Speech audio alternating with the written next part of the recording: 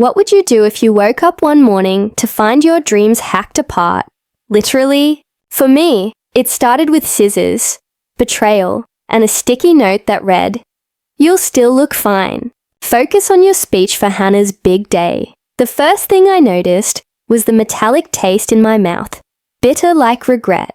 Then came the lightness around my neck, so unfamiliar it made my heart drop. The mirror didn't lie. My waist-length chestnut hair, grown and cared for over years, was gone, butchered into uneven clumps. At first, I thought I'd been robbed, mugged in my own bed. But then I saw them. The craft scissors lying neatly on my dresser, the ones my mother used to trim old receipts. Next to them, the sticky note. A slap to the face. That wedding wasn't just any event. It was supposed to be my moment. A rare chance to stand before people who had ignored me for years. Wearing the navy silk dress I bought with my own salary.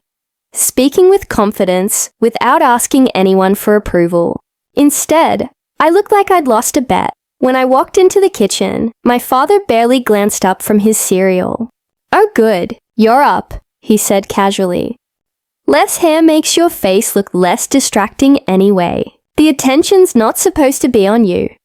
My mother sipped her coffee and added, "It's Hannah's wedding. Let her shine. Let her shine," as if I was some looming storm cloud, threatening to block the sun. Like I'd ruin the entire wedding just by existing in a nice dress. Let me explain something. I was always the daughter they managed, not the one they celebrated. Hannah got designer dresses and violin lessons. I got hand-me-downs and lectures about gratitude. Hannah got a graduation trip to Paris. I got told to work weekends to save for college, which I did. I moved out at 19, worked 2 jobs, and still RSVP'd yes to the wedding, because I thought maybe, just maybe, this could be one of those rare family moments where no one needed to compete. But instead, they drugged me with NyQuil hidden in a cup of soothing tea, then cut my hair while I slept. My own parents. My roommate Becca rushed over when I called her, voice trembling. She gasped when she saw me. "They did this to you on purpose." I nodded. Becca didn't say anything for a moment. Then she pulled out her phone. "Okay, we're not going to the wedding like this. We're going to do something better." At first, I didn't want revenge. I just wanted distance. But when Becca helped me record a voice memo, a habit I'd picked up to track little moments for therapy, it changed everything. It was raw audio evidence of their cruelty. My mom saying I was a distraction when I posted a photo from a friend's bridal shower. My dad laughing about how pretty girls ruin weddings. Listening back with Becca, it became clear. A pattern of control, of silencing. And then Becca said, "You know, there's a way to make them listen." That night, I made a decision. I would show up to the wedding, but not as they expected. I wouldn't wear the dress they sneered at, or recite the hallmark nonsense they wrote for Hannah's toast. I would take their script and shred it, and that would be just the beginning. Becca helped even out my hacked hair into a sleek, edgy bob. "You look like someone who's about to expose a family," she whispered, as she styled the last strand. By morning, I had a plan. I arrived early at the sprawling vineyard estate, photogenic and perfect for Hannah's dream wedding. Of course, they chose something beautiful. It was all about appearances. Their precious daughter's fairy tale paid for with my parents' savings, my mother's fake smiles, and my father's unshakable pride in the real daughter. But today, I wasn't playing side character anymore. During the rehearsal brunch, I walked up to the microphone when the mood was warm and smug. "Hi everyone," I began. "I know I'm not the favorite daughter. That's never been a secret, but I'm here to say something different today." You could feel the air shift. My mother's smile twitched. "I want to talk about what happens behind the family portraits. When people say they love you, but cut you, literally, to keep you from outshining someone else. When they drug you with tea, so you sleep through the sabotage. When parents treat your existence as a threat to the child they actually love. Gasps filled the room. One uncle dropped his fork. My dad stood up. Enough. But I didn't stop.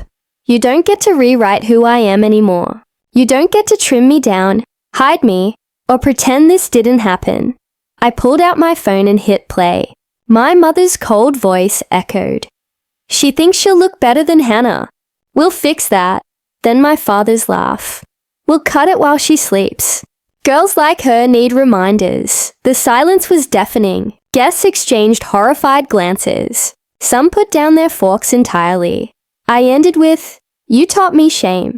Now I'm teaching you consequences." Security escorted me out as my parents screamed, and Hannah cried. Not because of me, but because this will ruin my photos. But it wasn't over. Becca uploaded the full clip online within hours.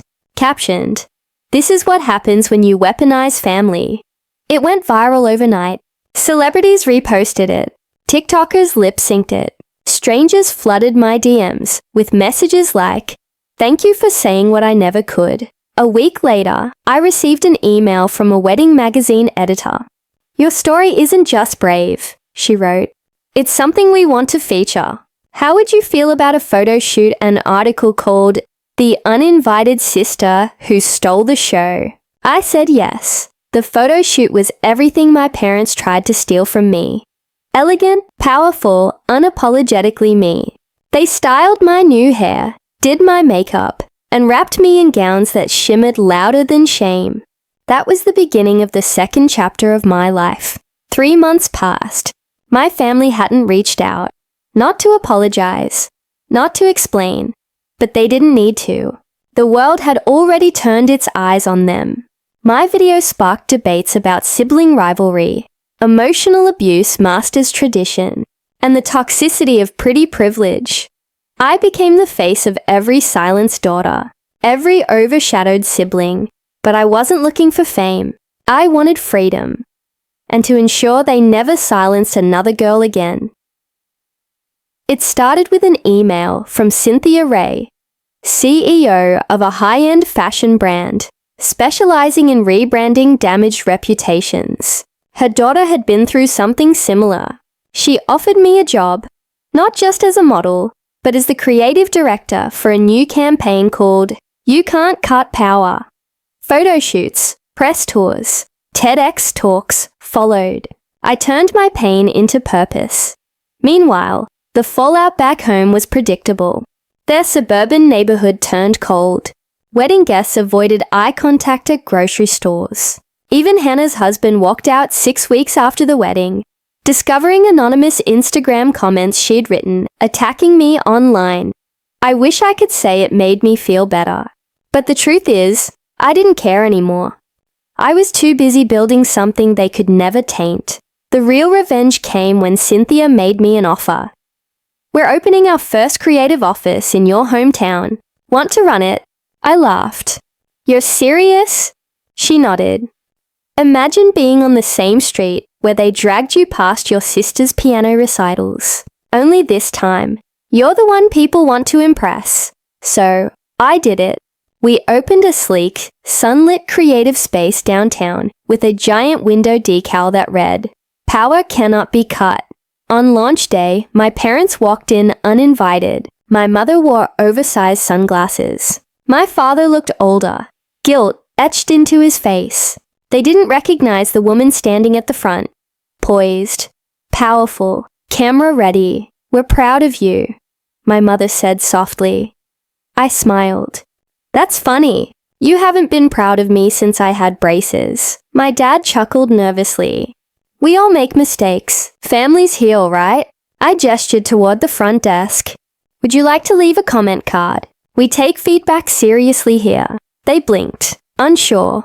Otherwise, I continued, "I have a full room of people I actually respect, waiting to hear me speak."